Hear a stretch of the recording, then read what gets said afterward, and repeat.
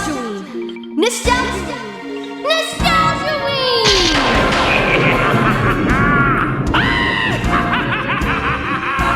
It's showtime!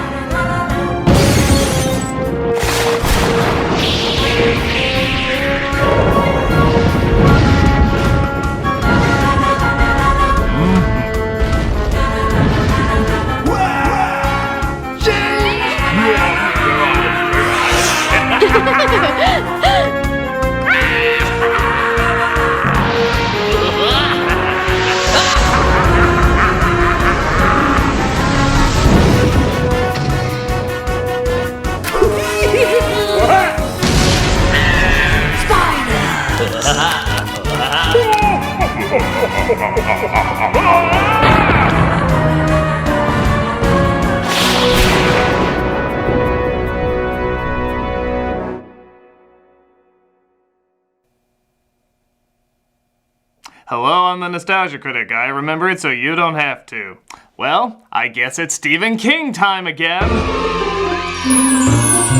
Yeah. This is the first time I've ever done 2 Stephen King videos in the same month. So, it probably goes without saying, I need alcohol. Luckily, I have the Stephen King drinking game shot glasses. Yeah, no joke, a fan made these for me and I can't think of a better time to use them. So, let's get ready to talk about yet another Stephen King adaptation. This is the top 11 Stephen King good movies. Good movies? You mean, I finally get to talk about good Stephen King movies? Good Stephen King movies? Oh, thank the word and the giver of his laws! I am finally saved! I'm still gonna drink this. For years, I've made fun of Stephen King's worst adaptations, running cliches, and yeah, maybe passed over the good stuff that made him popular to begin with. Truth be told, this guy has written not only some amazing stories, but amazing stories that turn into amazing films. On top of that, they're different types of films, some big and over the top, some subtle and perplexing, some scary, some funny, some standard, and some groundbreakers that inspire filmmakers to change the field they're in. As much as I mock his funnier stuff, King has turned in some game changers that force us to think deeper about what scares us, what moves us, what pushes us apart, and what pulls us closer together. It's been a long time coming, but I finally get to discuss some of the greatest works of one of our most famous writers. And we're gonna talk about the top 11 of them here today. Why top 11? Because I like to go one step beyond. So sit back and enjoy the top 11 good, God, it still feels so weird to say, Stephen King movies. Hallelujah.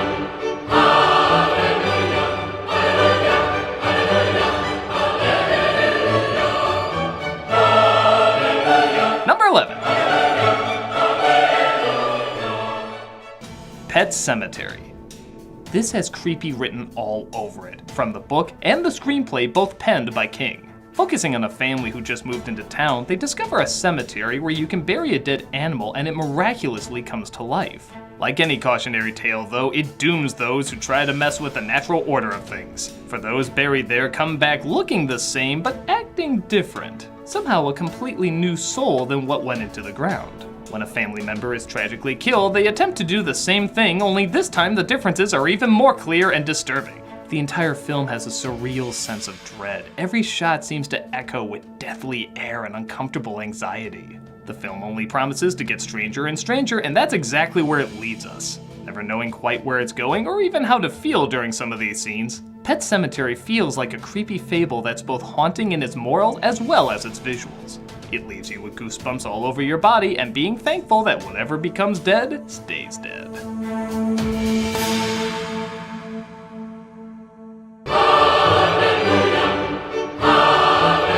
Number 10. It. Okay, so I've made fun of both filmed versions, and I do still have issues with them, but there's no denying that the cinematic version of It had some big shoes to fill. And it did so in its own unique way. The story of a group of kids coming across a killer clown that can transform into their deepest fears ties in beautifully to all the real-life fears that these kids have to deal with in their regular lives. Some of them are pretty common, like creepy paintings and monsters, but some are even scarier without the supernatural, like obsessive phobia, psychotic teens, and more than abusive parents. The film taps into the scares both kids and adults would have, and at the center is a completely new Pennywise the Clown, played with a completely new energy by Bill Skarsgård.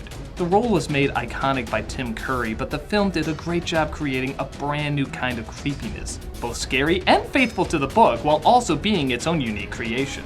Yeah, I had some issues, and if you want to know more about them, you can watch my review, but as I let it sit, the good stuff does get better and better, asking questions about the fears of the mind, the fears of the physical, and how they intersect. But come on, couldn't you have him tell a few jokes?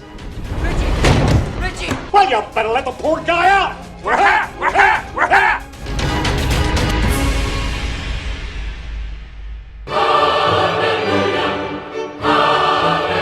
Number 9. 1408. This is one of the few films that visually captures the writing of Stephen King's style. Don't get me wrong, many other films do their best and accomplish great visuals, but something about the pacing, effects, and blending of reality seems to scream King's writing prose. A man who writes books debunking the supernatural is told about a haunted hotel room numbered 1408. The room is so haunted that the owner of the hotel tries to bribe anyone from staying in it. The writer sees this as a stunt though and insists he be let in. What follows is a slow descent into madness, never knowing if what he's seeing or even doing is reality or his own mind messing with him. The film is very clever in not just having monsters from his past come out and go boo, but slowly and effectively morphing from one point in time to another point in time, combining his past and future to make an awful present. This eventually seems to even put his loved ones in danger and leaving him seemingly no way out. You feel this room. You feel how it traps him both physically and psychologically. After a while, you yourself don't know what's real. Is he talking to someone or is he just talking to himself? Did he make it outside or is he still in the room? Are others really in danger or is it just himself? After a while, you can't figure out if it's been minutes or years he's been trapped in this hellhole. But either way, it feels like an eternity. This film captures a book's ability to keep you in a moment in time. Only in this circumstance, you feel trapped by it. Very few movies can do that, and this one does an incredible job. It's a terrifying trip that'll have you asking the question, where are you right now?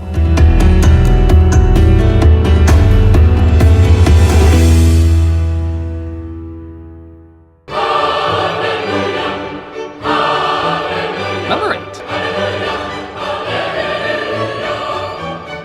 Kari.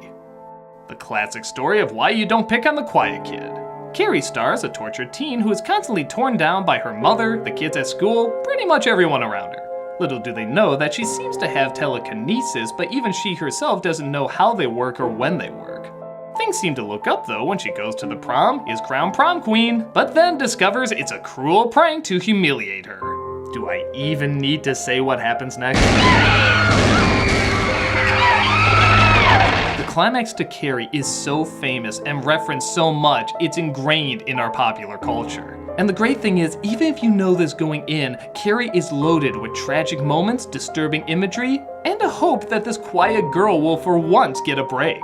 When she never does though, you can easily understand why this third act is as effective as it is. Kari used an experimental split-screen editing that was used only in a handful of films at the time. While this might seem a little gimmicky, it's surprisingly effective in a film like this, adding to the uncomfortable nature of what you're watching. Even with the option of 2 shots, there's nowhere you can look that isn't showing someone suffering. Lots of people had tried to replicate the idea, tone, and overall creep value that Kari has created. But even with all the imitators, there's only one Kari. Only one Kari. It's uncomfortable, it's eerie, it's a painful delight from beginning to end. Pleasant dreams, and remember, they're all gonna laugh at you!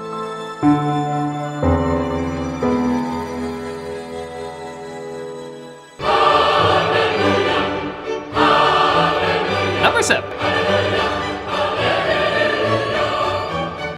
Misery. It's every celebrity's nightmare being held hostage by a crazy fan who's virtually impossible to please. A famous writer gets in a car crash and is picked up by a seemingly kind and timid fan. Once she reads his latest book though, she reveals a psychotic monster who can't stand the idea of her favorite character being dead. She not only forces him to write a follow-up book, but she locks him in the house, cuts off all the phone lines, and even breaks his legs. All in the name of love. The story brilliantly shows not just the physical torture she puts him through, but the mental torture as well, as he has to burn some of his favorite writings, as well as find out more and more how crazy his caretaker is, and constantly navigate through her crazy mood swings to please her and survive. All the while, he's writing this book that she constantly checks to make sure it meets her standards. The internet was made for a fan like this! The payoff of writing the book works out to a revenge that's so sweet and so fitting, I dare not ruin it here. Nevertheless, it ties into the obsessive nature of some fan cultures that, as I said before, isn't too far removed from current fan cultures. The nice thing is, it's a cautionary tale for both sides, the creator and the fan. With the fan, we see how crazy someone can push an obsession, and with the creator, we see writing for the heart as opposed to please your crowd can have pros and cons that you have to be ready to deal with. Well, maybe not this extreme. Hopefully. From kind and quiet to brash and loud, this film runs the insanity up to 11. From Spinal Tap, which Rob Reiner also directed. Now that's a comparison!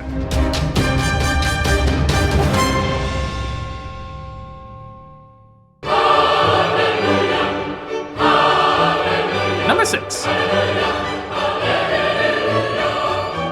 Stand By Me. Reiner, I guess, has a way with King stories, as this is the second big hit he's done with him. Although boy, it couldn't have been more different from Misery. This coming-of-age story centers around a group of boys, all dealing with their own problems, getting together to find a dead body. Not the most uplifting of missions, but it's not always the most uplifting of films. Like most King stories, the kids in this have a lot of shit they have to get through, and it's their ability to stick together, shoot the shit, and just be a friend when there's so few that gets them through it. The film certainly has a lot of positive moments as well, with a lot of jokes, chases, and tough life lessons. The acting in this is stellar, and it's no wonder with such an amazing cast of then unknowns. Will Wheaton, Corey Feldman, River Phoenix, Kiefer Sutherland. Everyone gives the exact right performance in this aggressive story of childhood that still manages to dig through the harshness and turn out some very human moments. The kinship these kids develop is strong, memorable, yet simple. It's being there for one another because no one else is, and sometimes when you do that, you find you want to be there for that person too, no matter how strange or troubled they might be. It's a collection of friends and moments that makes this story one hell of an unforgettable adventure.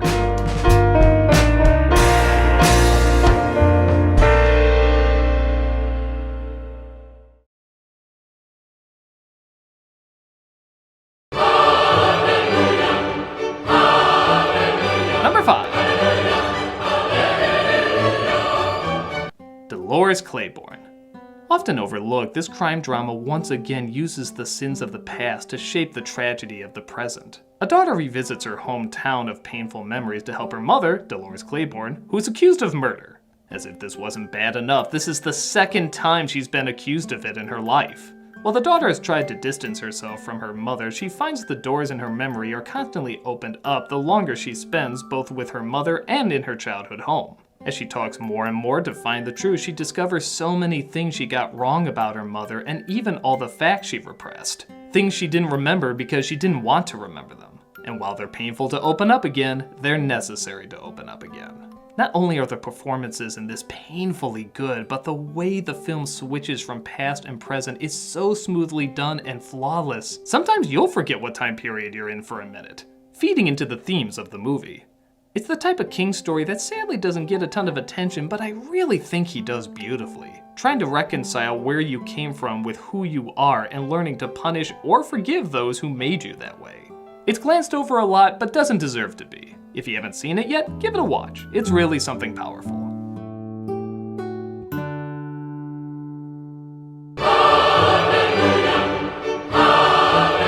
Number 4. The Shawshank Redemption. A different kind of King film to say the least, but a powerful one. The movie centers around Andy Dufresne, a man sentenced to jail for killing his wife and her lover. He's befriended by another prisoner named Red, and the film follows the pain, torture, but ultimately friendship through surviving the harsh realities of prison with the persistence of hope. The film doesn't shy away from the difficult things Dufresne goes through, including sexual assault.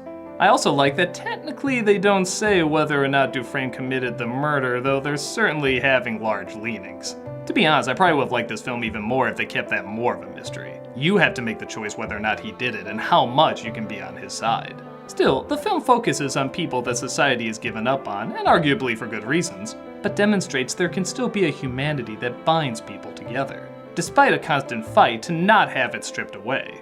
It'd be so easy just to make this a simple good guys wrongly accused film, but everyone in that jail is there for a reason. So even if you see Dufresne as innocent, what about the other guys? What about all the other people? Are they all wrongly accused? What about the warden? He's on the side of good, yet he does some terrible things. How are you supposed to feel about a lot of these people? But in the end, it almost doesn't matter, as to stay sane, they're forced to find the goodness and camaraderie in each other, no matter what they did. It's a challenging idea to make us sympathize this much with them, but again, it doesn't shy away from the bad stuff they do either. This movie is all about connections, first out of necessity, then out of friendship, and then even kind of back to necessity again. Because when you go through this much with a friend, they do become a necessity. Much like the rain on your face, it's one hell of a cold cleansing.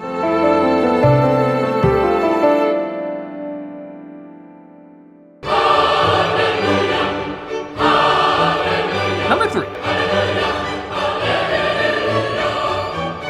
Geralds Game. This Netflix film had a tough story to adapt, but thankfully it had a great director to do so. Funny thing is, it's not the traditional kind of horror you would expect from King. The movie starts as a couple try to spice up their love life by using handcuffs in the bedroom. The guy dies, leaving the woman handcuffed to the bed far away from anyone that can hear her. That's the entire movie. You'd think that couldn't be very interesting, but the way she makes other versions of herself to talk to, imagines her loved one coming back to life, hallucinates terrifying imagery, and even reopens memories of a scarring incident makes this one of the most brilliant King movies ever made. It's funny how his best stories revolve around one person just lying in bed. But that truly is a tribute to his talent. He doesn't need much, just a clever scenario and really great characters to go along with it. The story cleverly questions how much scarring can be left on a person without touching them. How much of those mental scars are real? How much do you let them affect you? And how much of them do you address? The film even cleverly has a callback to Dolores Claiborne. If you know the story, you know there's actually a very surreal connection made. Again, all the more reason to check both of these two out. The way this film's questions tie into one of the hallucinations she sees in the room is so brilliantly done that it makes the ending all the more powerful, meaningful, and in my opinion, probably the deepest of any story King has written. Again, I won't go into spoilers, you just gotta see it yourself. This is a very difficult book to adapt, especially the ending, which many may feel is tagged on at first, but really think about how it connects to her past, her present, and even her future. When you think about it long enough, it's actually kind of ingenious. In my opinion, the movie Geralds Game is an adaptation worthy of its great source material.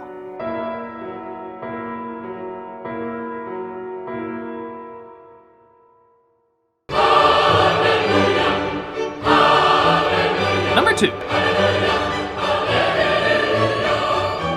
The Shining. Funny how one of King's most famous films is one he dislikes. And to his credit, it's not really hard to see why. This adaptation of The Shining gets the basics of the book right. It's a caretaker who looks after a hotel in the winter with his family, gets snowed in, and goes insane trying to kill them all. King disliked, however, how there was little arc to the main character and how it felt less like a tragedy. That's very understandable, especially from the guy who wrote the original story. But The Shining, to me anyway, is less about a guy being driven to madness and more about a crazy guy being stripped away for what he really is. The whole film has an otherworldly feel that only master director Stanley Kubrick could create. The pacing, the tone, the cold delivery of many of the actors. It's like the hotel is a drug slowly working down your defenses until you have no filters left, and there's only the real you. Much like another drug in the movie. You could argue that the hotel is a metaphor for bringing out who you really are. Jack was always that way. He was always there. He was always the caretaker. It just took a diabolical something to bring it out. But the nice thing is, that's just my take. There's literally dozens of other interpretations of the film. So many that a film interpreting the film was made, with a bunch of other thoughts of what it's about. Regardless of what it means, it creates an environment that's strange, uncomfortable, haunting, and leaves it up to you to decide what's going on, leaving the real fear to your own imagination. You can't even count how many people have satirized this movie. It's truly left its mark on audiences and filmmakers, and its popularity doesn't seem to be dying down. Everything Stanley Kubrick did was unique, and this is his only horror film, making it a rare spectacle nobody will ever forget.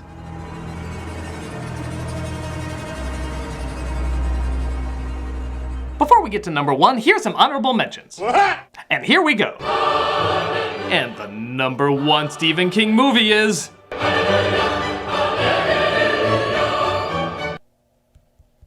You're not gonna like it. You're really not gonna like it.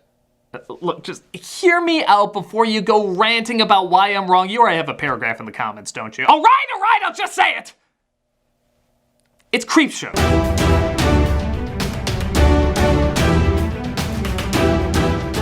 Now you might be saying to yourself, why? Why Creepshow? It's not an emotional powerhouse like Stand By Me or Shawshank. It's just an anthology movie of scary stories. There's a ton of those. Yes, there are, but there are no anthologies, nay, no movies, anything like Creepshow. From the stories, to the style, to the actors, to the colors, this is the most unique blend of elements that should not work, but somehow work brilliantly. If you said George A. Romero wants cartoons in his scary movie, it'd be seen as nuts. If you said weird, colorful, glowing backgrounds appear at random for seemingly no reason, as well as comic book panels on the side, it'd be seen as nuts. If you said as actors, Stephen King can make you laugh, E.G. Marshall can make you paranoid, and Leslie Nielsen can be one of the greatest villains ever put on screen, who are you kidding? All of that is destined for failure. But it all comes together like no other film. It can go from big scares to small scares, from loud and gory to sinister and psychological, from psychotic to hilarious. It somehow all mixes together in the craziest of ways. I can't think of another film that has a suspense story of mostly people talking that suddenly goes to neon colors with the straight-faced villain laughing like a loon, and it all somehow fits perfectly. They tried to replicate this in other movies, some were even pretty good. But nothing was ever as insanely unique as Creepshow. It truly is one of a kind. The meshing of styles, genres, and scares all played to the opposite sides of the spectrum and almost maddeningly balance out. It shouldn't have succeeded. It should have been one of the dumbest things with Stephen King's name on it. But because it went all the way, combining great instinct with great technique, we got a film that has never been duplicated. Shawshank is great, but we can think of a few other films like it. Stand By Me is wonderful, but again, we can think of a couple films it's like. There is no other movie like Creepshow. Put simply, it's one of a kind. I've seen it a million times in the past, and I know I'm gonna see it a million times more. Creepshow is the best kind of madness that only strikes once. And you're thankful you were there to witness something so bizarrely perfect. It somehow gets better the crazier it gets. I've never seen anything like Creepshow, and my guess is I never will.